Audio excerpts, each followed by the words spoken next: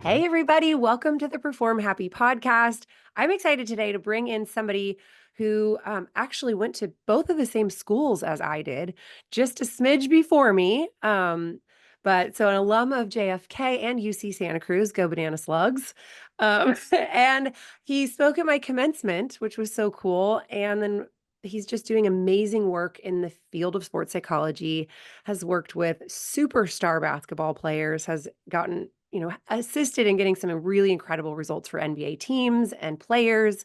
And I can't wait to pick your brain. Graham Betchart, welcome to the show. Let's go, Rebecca. Let's go. And way to bring up UC Santa Cruz. Let's go, Slugs. I love it. Yes. I know. I lasted only 1 year there, but I do still, call myself a Right. slug. Let's go. Yeah, when I talk to my kids, I'm like, my mascot once was a banana slug. They're like, Mom, you're so weird. But anyway, so I'd love to hear your journey because Yeah. typically people who go into this field are athletes themselves. Yeah. So, can you share a little bit of your personal journey from being a championship level athlete to now focusing on the mental side? Yeah, you got it. Well, I mean, I played, all sports growing up.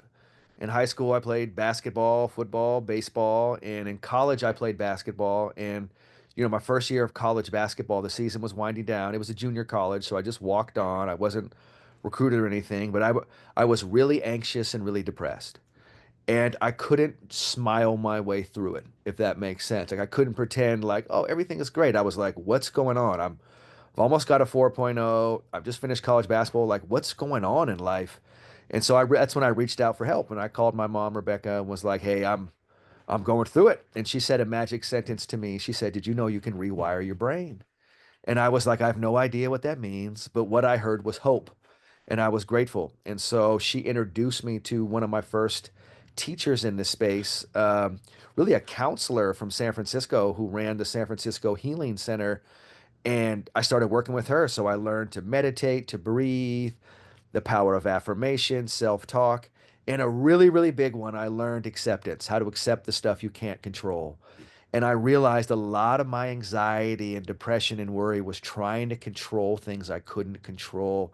And that got to a place where it just would overwhelm me. So that's kind of how I got into this space. I didn't even know sports psychology existed for like 5 years after that, honestly.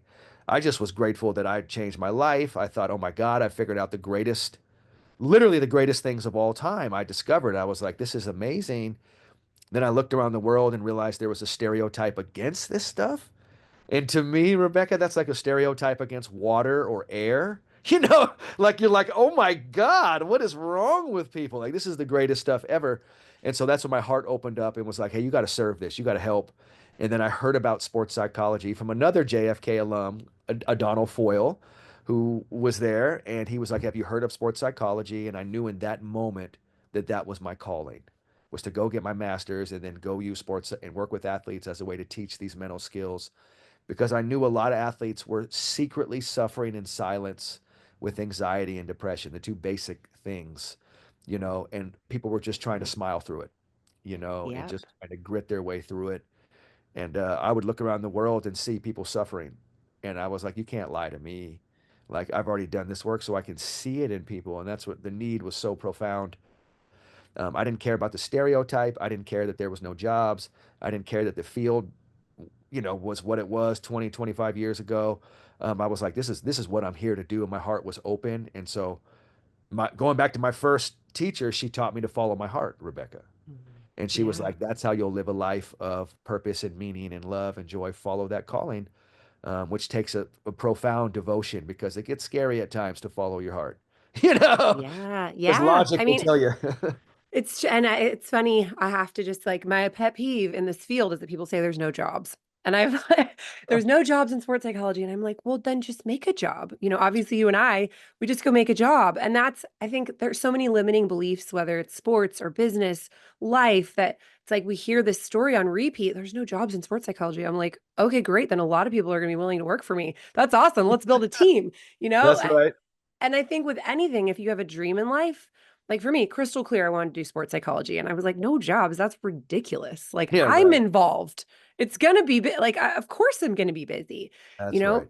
And that it's that mindset that I think you need in sport. I didn't have it in sport, but I Yeah. brought it into business and I'm able to be successful. And so I can look at my little 14-year-old self and be like, oh my gosh, imagine if she could walk into a gym and be like, of course I'm going to be successful. It's me. I Yeah. work. I That's work. I right. ask for help. I have a voice. I have a vision. I have affirmations and goals and breathing. And like, I can do anything, but that's just not Yeah. who I was when I was 14, which Right. is why I'm here too. So, Right there uh, with you. I know, right there yeah. with you. I people when they say there's no jobs, it's interesting because I feel like we all hear something inside of us. Mm, Call it your heart or call it something. And to me, that is your job. That'll make you do a bunch of different things in life, but your actual job is, can you listen to yourself? Are you present enough to hear the subtle and not just all the noise and the madness of all the other stuff in life? So I feel like I got tuned into my job when I was 19 years old. When I got introduced, I was like, oh, I have a job for life now. It's going to be to listen to this thing and stay with it, and that takes mental skills. Now, within that, I'll do a bunch of stuff.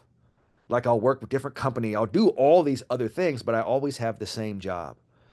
And I feel like this generation coming up, they're really trying to learn how to connect to that, to connect to that thing that has purpose and meaning inside of them, and then have a skill set to follow that and to be with that. And we didn't have a lot of models for that. The idea was, well, if you do what you love, you can't make money, or you can go make money and then kind of dampen your spirit a little bit, right? Those were the kind of the options. And I was like, no, let's do what we love and make money. Like, yes. you know what I mean?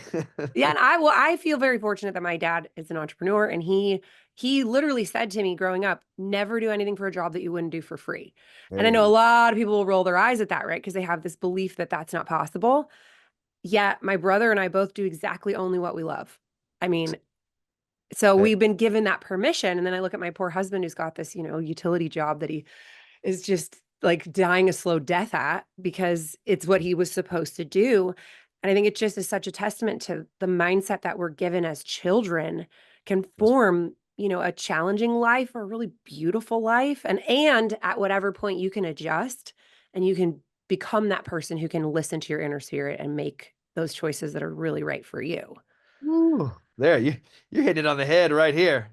This Yeah. is it. I mean, once you're following that thing inside of you, anxiety, worry, all those things essentially disappear in a flash because you're aligned. And it's like that alignment, call it emotional intelligence or something even beyond that. We're just starting to be like, this has massive value. The IQ is the one that goes, hey, get the solid job. This is how right? And eventually you're like, the IQ, what did it lead me to? You're like, this was Yep. the intelligence I'm following.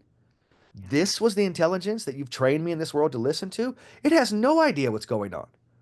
It literally is lost trying to convince me that it's found, and it doesn't know because you'll do everything it says, and it goes, sorry, we still don't feel good. And you're like, what? Why did I follow you? And like you said, we've been trained a lot of times to do that since we were little. I got lucky. My mom trained me in the opposite way. She said, basically, if you don't follow your heart, I'm going to disown you. In gentler words, but that's what I was taught. And so people look at me sometimes like I'm bold, like, man, you're bold. You follow what you love. And I'm like, man, following what you don't love is way more bold to me because that's guaranteed to not work. So I'm always blown away by people that do that. I'm like, holy Mhm. cow, like you're really committed to something that sheesh. And it may feel comfortable in the moment, but deep down, this ain't going to play out. This Yeah. can't be it. Where me following what I love every day, I'm like, how's that bold? Like that's going to work, Mhm. and I don't feel like I'm working, but I'll put in a 15-hour day and it'll feel like every part was joy.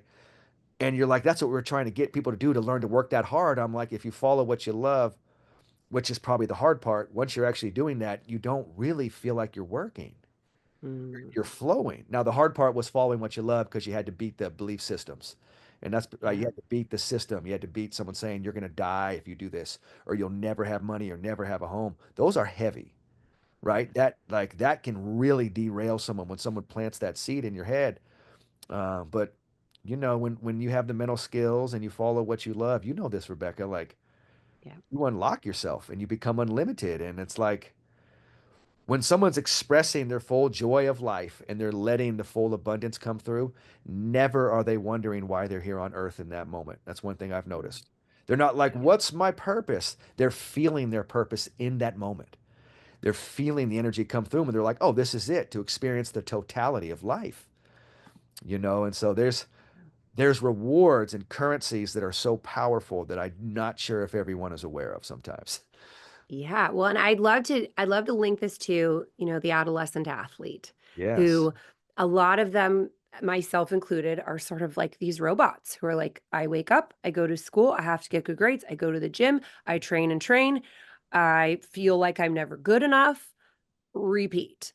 And then, in this, like, this goal is perfection. As soon as I'm perfect, then I'll be okay. It's like this carrot that I was chasing as a child that I think a lot of athletes are. When I get to college, when I get to the next level, when I get this skill, when I get through this test. And it's like, for me, it was that I never got the carrot, not once in my adolescence. And it was such a rough experience. So, what advice would you have for somebody who's in that like endless Yeah. pursuit of perfection, but just feeling like they're always falling short? Just be aware of that cycle is the start, right? So you look at high school kids and they're just desperate to get to college. And you look at college kids, they're desperate to get a job. You look at people at a job, they're desperate to get a promotion. And I'm like, where are you running to? And just you kind of ask them, and they don't even know how to answer that. And so the counter to that anxiety is what we call walk to win with lethal patience. You have to counter that with a mental skill. The idea of pursuing happiness seems like a wonderful two words. It's fraud. Meaning, if you don't think joy exists right now, and you think, I got to go do these things to experience it, you've been lied to. And that can make people get out of bed. It can make you go get a 4.0. It can make you do all these things, but you're always hoping it's done. You're like, is that enough? And so, this idea that we don't pursue happiness, we try to experience joy now, that flips the whole thing. I'm not pursuing anything. I'm literally working on being present today. I'm working on being where I am. I'm working on finding my breath, and I'm working on being centered in my body. Now, ultimately, if you do that and you're competing as an athlete, you're going to do great as an athlete. Because when you're performing at your best, you're present, you're centered, you let go of results and outcomes, you immerse yourself in it, you do it. So we just start to live like that. The thing to be aware of, I've noticed, is there's all these traps out there that are trying to get you to go somewhere else to be okay, right? That like once you get there, you'll be okay. And all you have to do is recognize that and you say, nah, that's not it. You have to work with yourself and be like, and it might come from your parents, it might come from coaches, it might come from teachers, people that mean so well. They mean so well when they say it. But what they don't know is how much anxiety that produces in people, right? Anxiety lives in the future, fear lives in the future. Once you're present, it goes away. So, walk to win with lethal patience is the counter to that. I had to develop all these skills because I feel the same thing. Oh my God, go do this thing. Go here. And I mean this with sincerity. I'll ask people, do you want to know the day you're going to die? And they stop in that moment. They go, no. I'm like, this is where this is going. Like, that's the end here on earth. So don't worry, that's coming. You don't have, like, that's going to happen. And it's totally safe, totally natural. It's not something you have to fear. But the truth is, nobody wants to know that day. So you don't actually want to get there. You want to learn to be here. And all you have to do is recognize that one time in your mind and recognize the falsehood of pursuing happiness. And you go, let me experience what's happening today. And a couple of things that help. You don't know if you're going to be alive tomorrow, right? That's the truth. You don't get a warning for sudden things in life, right? It just happens. So that makes me grateful to be here today, right? And another big killer, I see this with all the time. It's just comparison. Most everyone is comparing themselves to someone else and they're working on self-esteem. That's a killer. We want to work on selfless esteem. And what that means is we don't compare ourselves to other people. I know people that have 4.2 GPAs, and if they find out someone else has a 4.3, they lose their mind. And they're like, and I'm like, wow, you don't feel very smart, do you? So a grade point average has nothing to do with intelligence. It's just a comparison game. Mhm. And it sucks because we've all been trained to that. I went to a powerhouse high school in San Francisco. It's the most legendary public high school in the West called Lowell High School. And it turns out like more 4.0s than you can imagine. And what I learned from that experience was, what does that even matter? If I can't be present and be here and accept the stuff I can't control, none of that matters. So I think that's bringing people back, especially young gymnasts, right? Who are like, we are literally being judged. I work with a great gymnast named Brandon Wynn. He was at Ohio State years ago, phenomenal gymnast. And one of his breakthroughs, he's been to the Olympics, he's done all the big things in life and won all these things, and he was still stuck, right? In this comparison game, has a body of a god, has won all these things, and you're like, man, look at this. And all we worked on was acceptance, was accepting all the stuff you can't control. And you would see like this, ah, he would just relax. Then he would go get on the rings and kick ass on the rings after that because he was relaxed. And before, if he was like, I got to win or I've got to make the Olympic trials, I'm like, hey, man, how miserable is that? It's a miserable experience. And so, a big part for young athletes is working on the acceptance piece. This really helps. Fully accepting all the stuff you can't control. And a really simple affirmation that really grounded me as a teenager, that is, I work with everyone, is I love myself unconditionally. And that affirmation is when you say, I love myself unconditionally, and you start to write that out, you're literally saying, there is no condition that would mean I don't love myself. So if someone else had a higher GPA, I love myself unconditionally. If I don't come in first in this tournament, I love myself unconditionally. Because mostly what young folks are saying, especially a lot of young gymnasts, is there's conditional love for what I'm doing. And it's based on a result or an outcome or some perfectionism. Oh, that'll drive you crazy and make things not fun and all those. So I think starting with that affirmation, I love myself unconditionally. Gymnastics is what I do, it's not who I am, right? It's like I'm not a gymnast, I'm a human being choosing to do gymnastics. That's astronomically different, right? You're like, that's astronomically different. So a lot of this stuff is super subtle, but you just start to be aware of it. I'm not pursuing anything in the future. Let me see if I can be present today. Let me see if I can love myself unconditionally today. Let me see if I can accept the stuff that's out of my control. And if I'm feeling anxious or, depressed, let's work on some meditation. Let's work on some of these practices that help. And hopefully, parents out there, wink, wink, I hope you're taking this in. This is how you actually help your child. Anxiously telling your child to be great or to be first or something like that, while that might feel like that helps, they hate it. And they end up talking to me and Rebecca when they're 15 or 16, going, I'm never doing this sport again in my life. And the parent wonders why. So if you love your kid unconditionally, it doesn't matter what the judges say about you, go out there and be in your body and have a great time.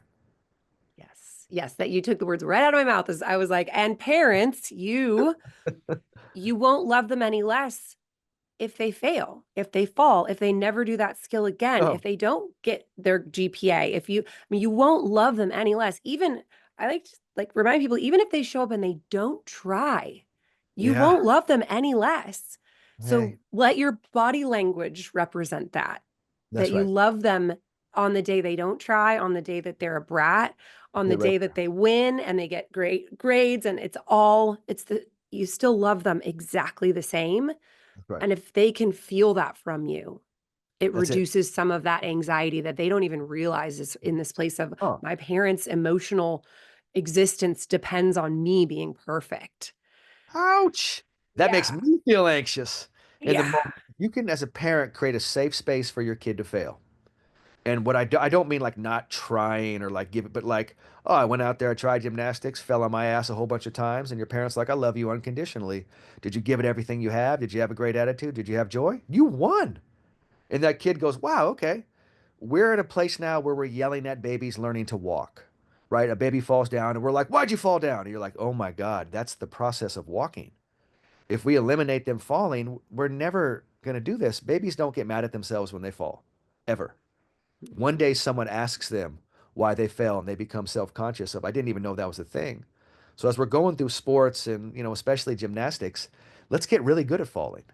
Let's get really good at failing. Let's get really good at picking ourselves back up after stuff like that and learning to love ourselves unconditionally. When a kid loves themselves unconditionally and they feel that from their parents, they go for it. They go for it. And when they go for it, they do amazing things.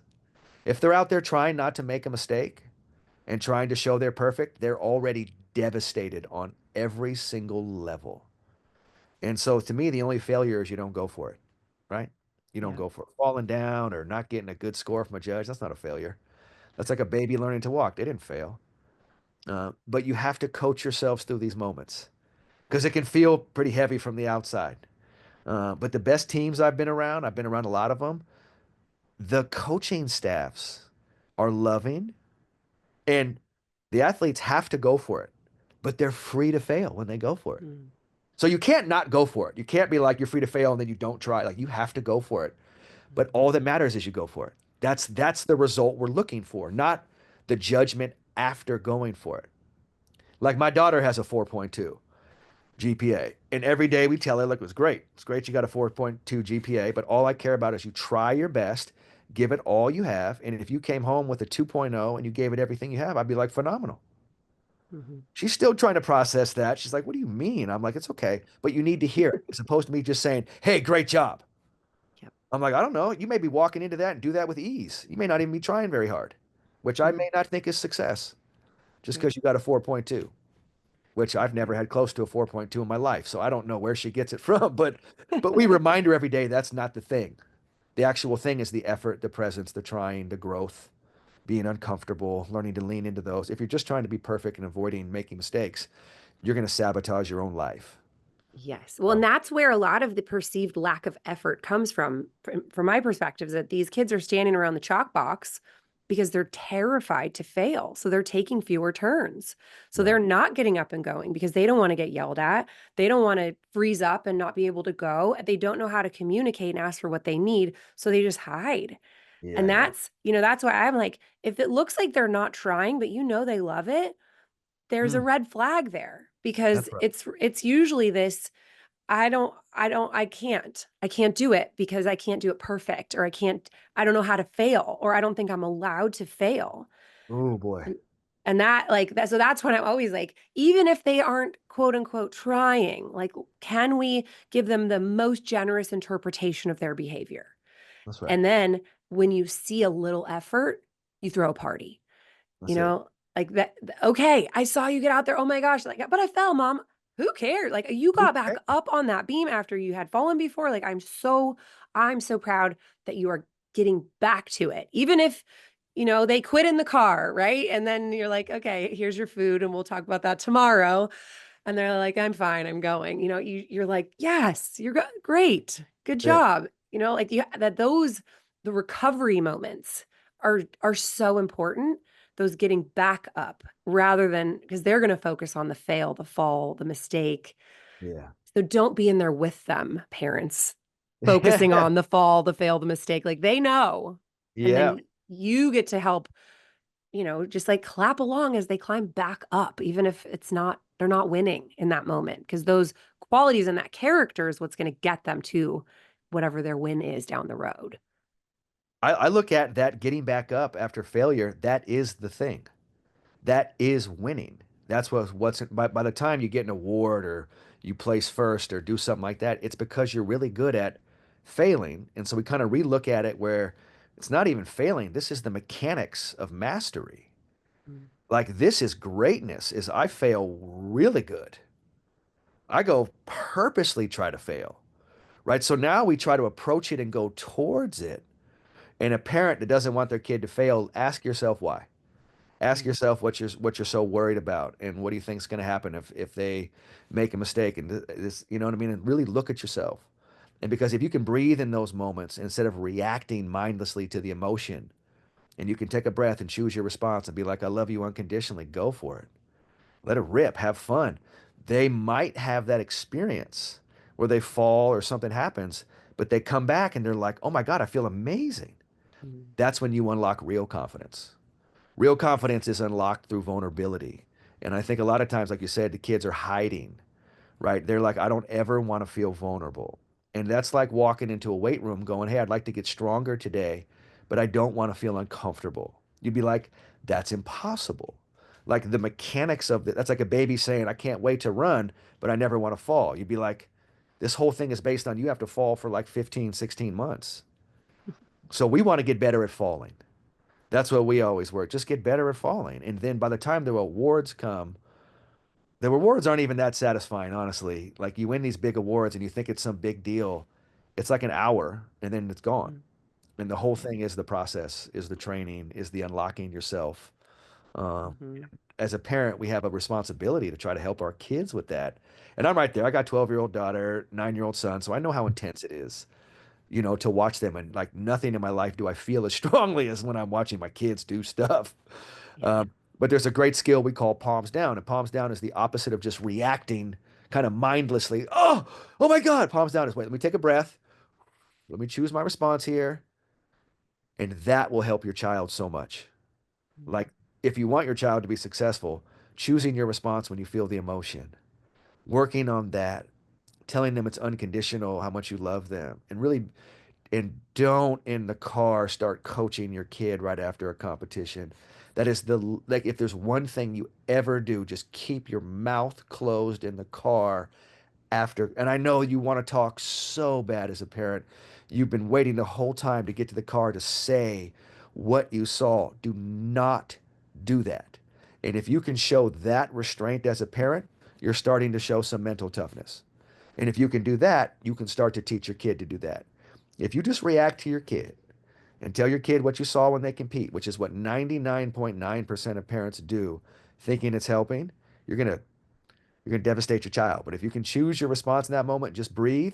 It'll be one of the most intense things you do as a parent, but you can officially say after that, you are creating an environment for them to be successful because you owned your own stuff instead of just Yeah. reacting to it. So now your child has a chance. If you just react to the emotion, your child's going to do the same thing, right? So as a parent, this really comes down to you. It comes Yep. down to I have what two questions you that I think know? parents should ask in the car. Okay, Two okay. questions. Yep. Tell me what you think of these, Graham. Yeah, yeah. Number one, what would you like to eat? Yeah, there you go. Number two, what would you like to listen to? See, that's perfect. You can talk to your child. Just don't talk about the thing that's pulsating in your brain that Yeah. you can't wait, that's hurting you so bad when you saw them not try, or you saw something that is just crushing your spirit. Just look inside and say, thank you, child. You're helping me become aware of what I need to work on. Thank you for being my teacher in this moment. I'm going to work on it. You hungry? What should we eat? You Yep. want to listen to? Great, great job. Yep. And then you That's might be it. surprised. They say, hey, I'd like to talk about what just happened in the competition. And then you go, Exactly. okay. And you create space for them to share. Yeah. Yep. Yep. I learned this with my kids when they were little. I was like, "How was school? Tell me all about it." And they're like, "I don't want to talk about it." My 4-year-old, "I don't want to talk about it, Mom." I'm like, "Oh boy, I'm really in for it if you're 4 and not telling me anything." That's right. And then I sit down and I start coloring with her and she's like, "You're never going to guess what happened at school today." It's There you like go. when you're bonding with your kids, when you're building that trust, when you're loving them unconditionally, when you are just spending time present, not on a screen with them, There you go. they are going to give you what you want. They're going to give you the dirt, but you Come have on. to be patient and you also have to be willing to just not have it. Just like if she doesn't want to talk to me, I can go talk to a friend. I have friends. I can call them. I can talk to somebody. So That's have exactly right. somebody to lean on that isn't your kid. It's a big moment right there. And you can do so well just by breathing and choosing your response. Yep. And your kids feel it when you do that. They know you're creating space for them to be safe in those moments. They also know it when you're crushing space.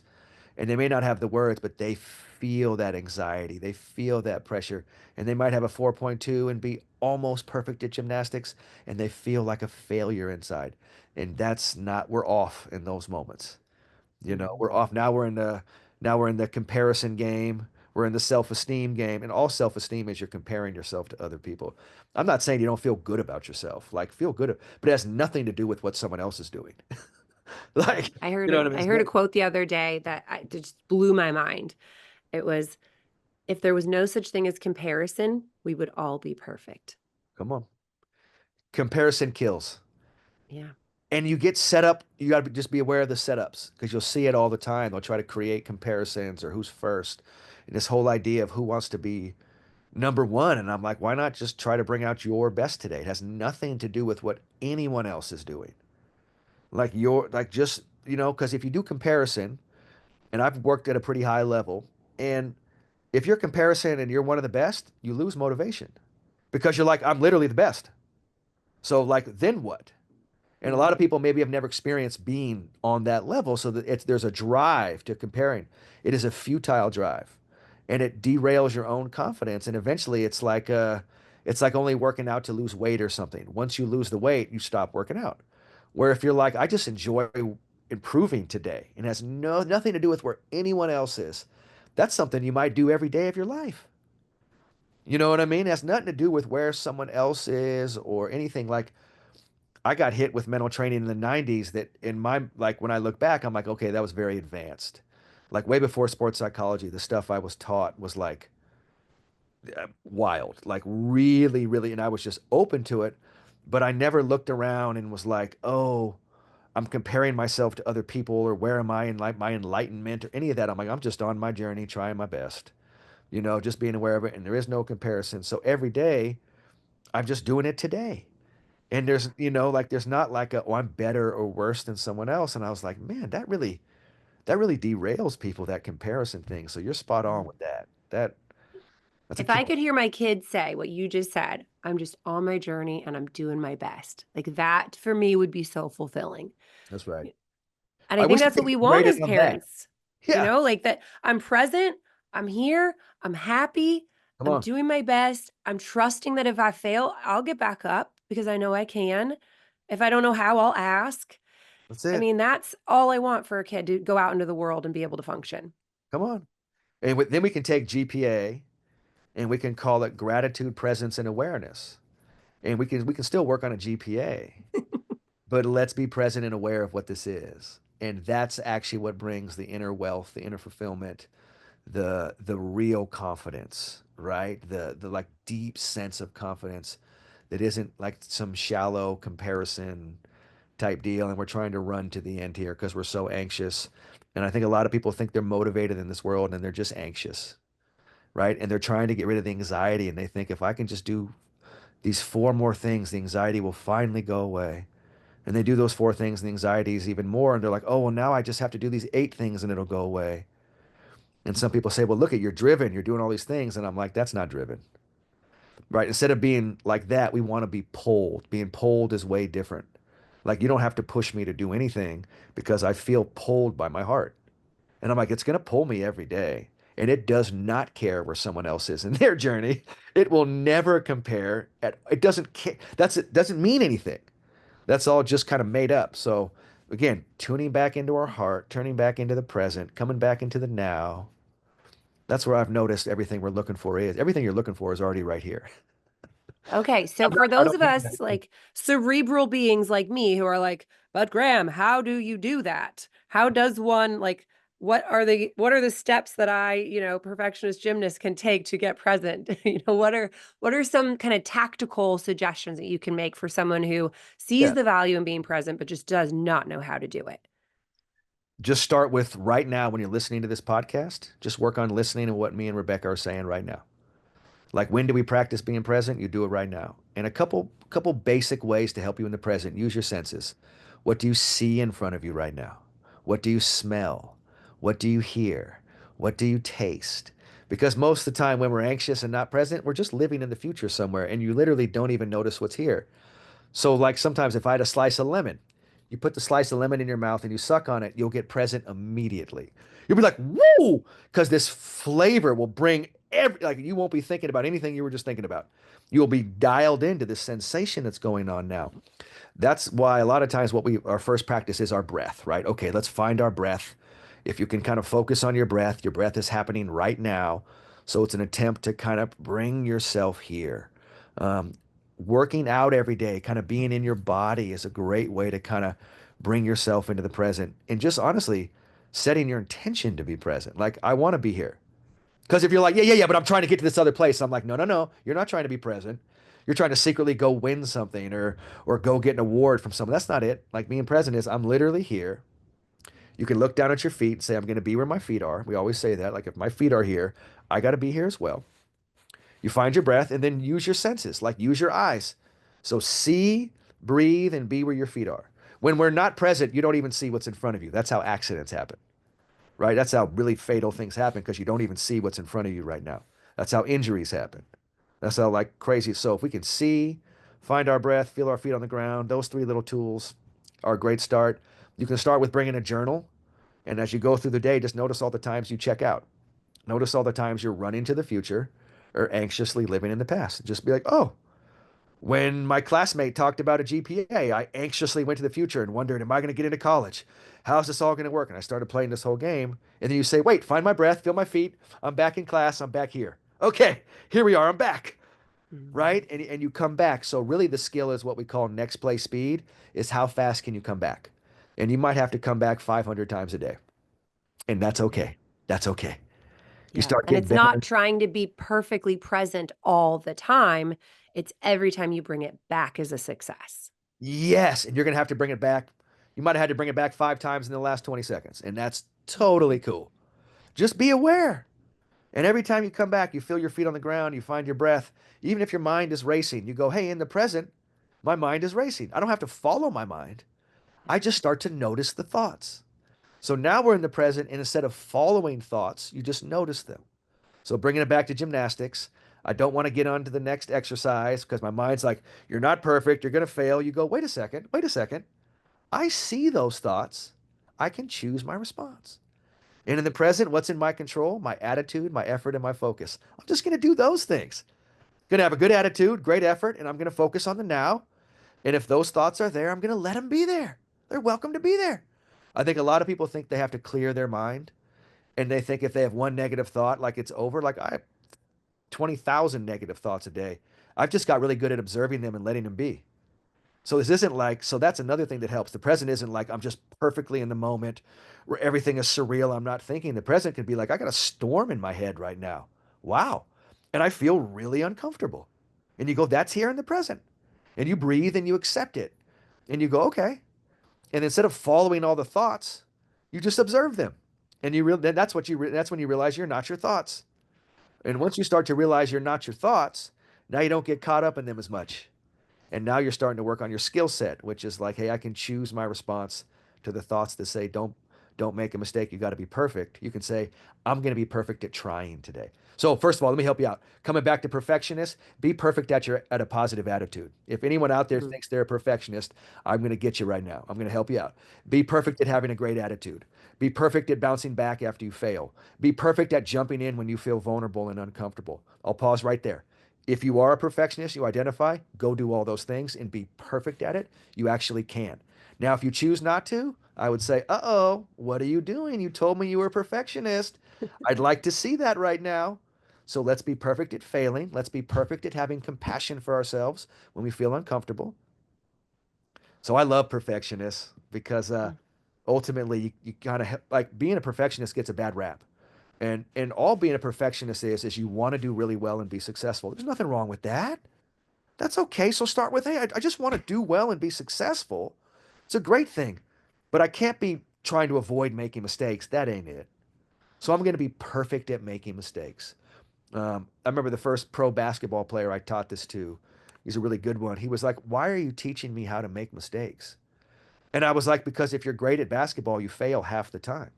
And I was like, you don't know how to fail well. You make a mistake and you lose your mind. And I was like, you're terrible at failing. And he was like, wow, I never thought of it like that. I'm like, well, you should now, right? I mean, if you're competitive, so if you're a gymnast and you're competitive, let's get good at failing. Let's get good at being uncomfortable and trying anyway. If I'm shying away there and I don't want to try it, wait, I'm going to be perfect at being vulnerable. I'm going to be great at being uncomfortable today. Bam. And that's why we say victory goes to the vulnerable, because once you start to lean into these things and embrace the feeling, you're totally safe. The only Yeah, thing as that, you're talking, I'm imagining these Olympic gymnasts who, how many falls did we have in the Olympics? Just the US women. yeah. Many falls. Like at Olympic trials, girls were just flying off the beam. Simone Biles at 2023 Worlds literally trips in the middle of her floor routine. She smiles and then she just nails the rest of her routine. It's like then, and they still in the Olympics, they go on to win by 3 points with all these mistakes. Come on. And then you look at like the men's gymnastics team who China was in the lead. Japan was like, wow, they're 3 points ahead. They could have just been like, okay, well, we tried our best, off we go. They were like, all right, let's go. Let's keep at it. Let's keep at it. Let's keep at it. No matter if things were not perfect, because they weren't, because it's not possible. Right? They just kept at it. And then they end up coming from behind and win the gold. I mean, every single gold medalist has made a mistake, Come on. but but it doesn't stop you. You smile and you keep going. And Yeah. that's the person who ends up winning. It's not because you were perfect, it's because you didn't let it rattle you. You just were like, okay, smile and off we go.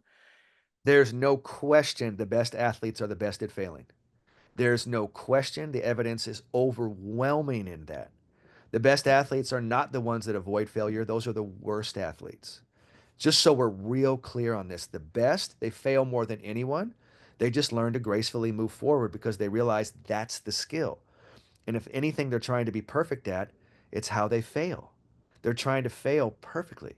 They don't go into a competition saying, don't fail. Never, ever, ever. They go in saying, if I fail, watch how well I respond. Now, when you talk like that, you know how much more relaxed you are? You know how much more at peace you are when you're like, if I make a mistake, so what? Watch how well I respond. Now you're going into the competition with joy. You're gonna go love being in your body and let's what's gymnastics? Flipping around, tumbling, cartwheels, like go enjoy that. Sheesh, what you're gonna miss that?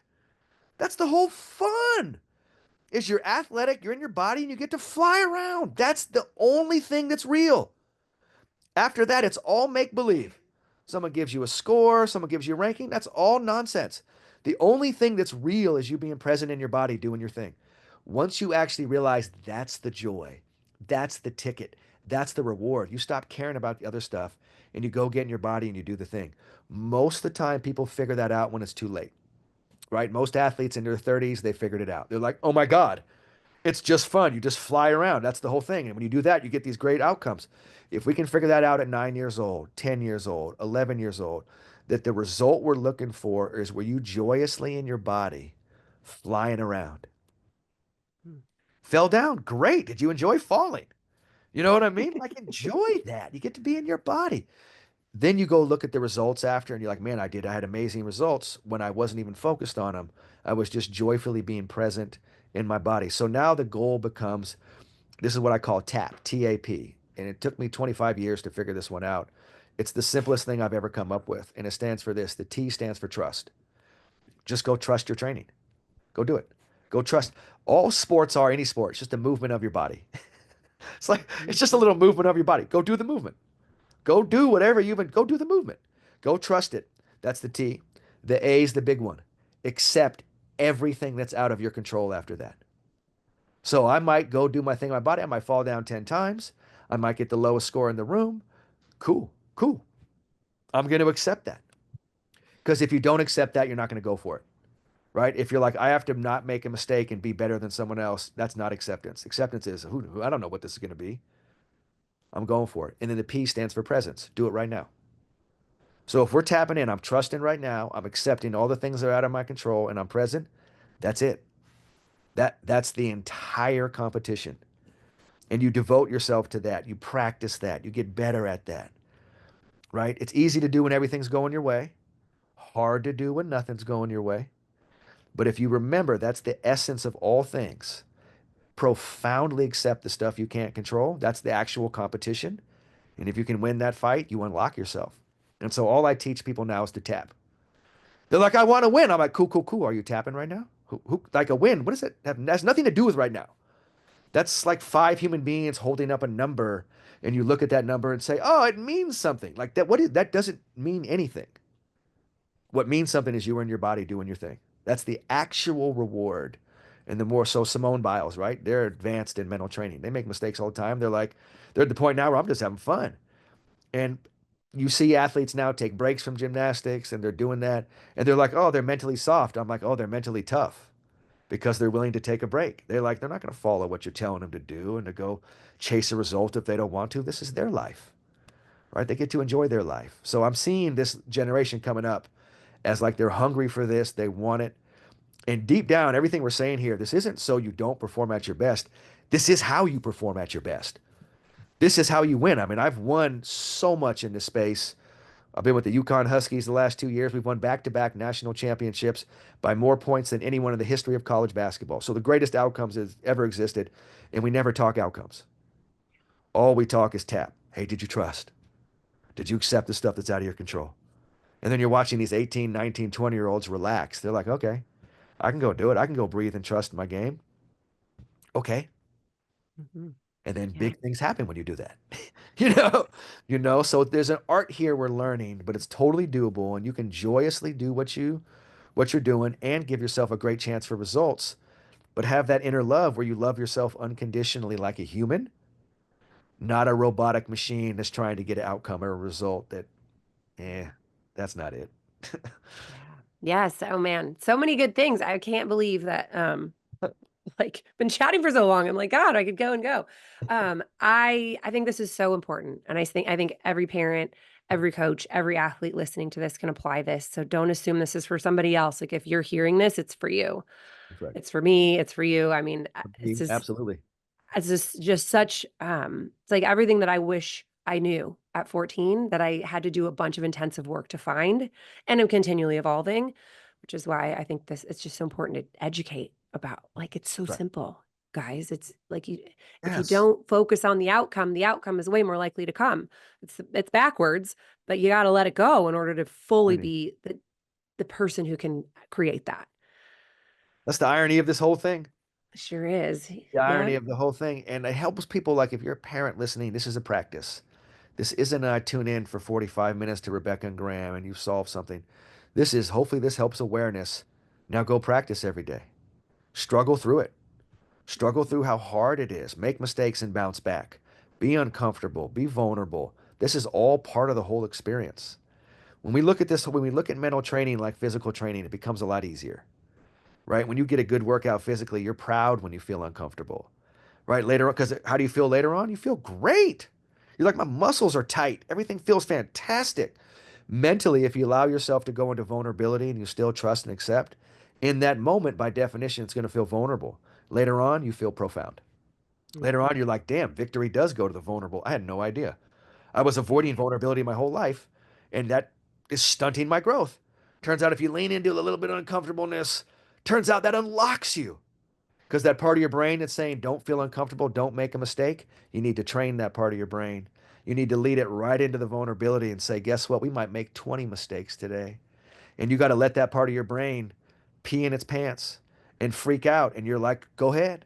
We're still going to go make mistakes and learn to love ourselves unconditionally because you aren't doing that right now. You think we need a result. And we're going to learn to be here and be fully powerful. And of course, the athletes that do that, they win the most, right? Yep. They end Yep. up And the winning the most. parents who do that, the parents who do that have the best relationships with their kids. And the And then their coaches who kids, do that have the best teams. that's right. That's right. So this is all a work on ourselves. And as we work on ourselves, we unlock those who are around us. If we're and our life is based on leadership. If you're a parent, you're a leader, whether you like it or not. The more we do this work on ourselves, it transfers over to your kids without even saying words at times. Right? If you're present, choosing your response, they feel that. Everyone in the room knows if someone is doing that. Everyone in the room also knows if someone's reacting to emotion mindlessly. Everyone knows if they're Yeah. doing that. Most of the time, they're scared in that moment. They're not going to say anything because they're scared of you. But if someone's choosing their response, breathing, that's what we call an alpha. And alpha can harmonize a whole room by their energy. It is not male or female or who has the most muscles. It's who's the most aware. They can flip it in a moment just by choosing their response, bringing joy to a situation where everyone else is freaked out.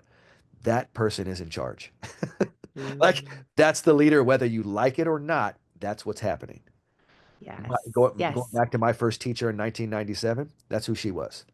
I've never seen someone powerful like her. I walked into her room, started working with her. She didn't even say anything to me. She just looked me in the eyes with more love and compassion than I'd ever experienced in my life. And in a moment, I was like, oh my God.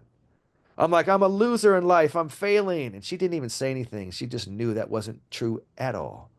And she just looked at me with love. And I was like, okay, wherever you are, I want to learn to be there because you have figured something out.